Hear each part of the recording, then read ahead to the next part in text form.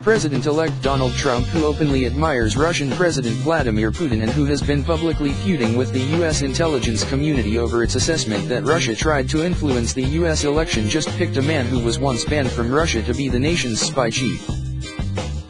Former Indiana Senator Dan Coats is Trump's pick to be the Director of National Intelligence, the person who oversees all 16 of the nation's intelligence agencies, from the CIA to the NSA. In 2014, Coats and several other members of Congress were banned from Russia in retaliation for the sanctions the U.S. had slapped on Moscow because of its invasion of Ukraine. While I'm disappointed that I won't be able to go on vacation with my family in Siberia this summer, Coats joked at the time, I am honored to be on this list. Coats, a conservative Republican who spent more than a decade in the Senate and served 4 terms in the House of Representatives, was also ambassador to Germany during the George W. Bush administration. As a member of the Senate Select Committee on Intelligence, Coats was a vocal Russia hawk, pushing for even tougher action against Putin for his aggression in Ukraine and Crimea. Putin's recent aggression is unacceptable, and America must join with our European allies to isolate and punish Russia, he said after learning he'd been banned from Russia. I will continue to lead efforts on Capitol Hill to bring Putin to his senses. That Trump picked someone with such a strong anti-Russia stance to be the Director of National Intelligence is striking and confusing. Over the past several days, Trump has taken to Twitter to publicly smear the integrity and legitimacy of the U.S. intelligence community, including current Director of National Intelligence James Clapper, over its assessment that Russia tried to influence the U.S. election, ostensibly to ensure Trump's victory.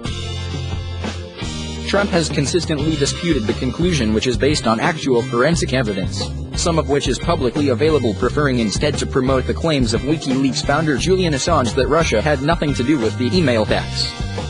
Trump's reliance on Assange is curious, given that Assange is an avowed anti-American activist with close ties to Putin.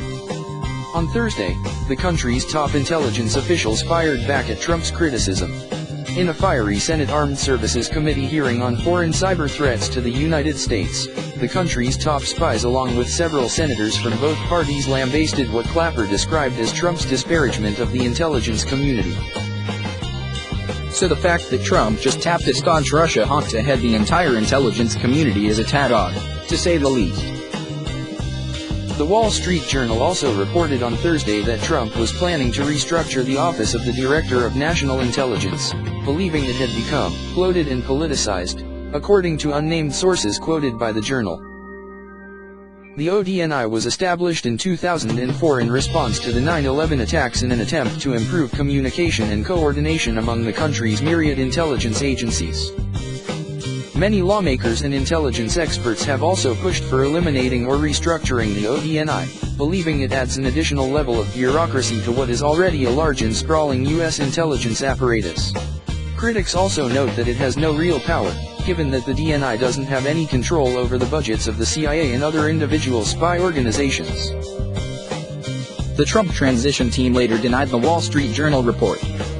And Trump's pick of Coats to head the DNI suggests that, at least for now, the position will remain. What is less clear is how the man who was once banned from Russia over his efforts to punish Russian aggression will fit into an administration that is decidedly less interesting in punishing Russia for just about anything.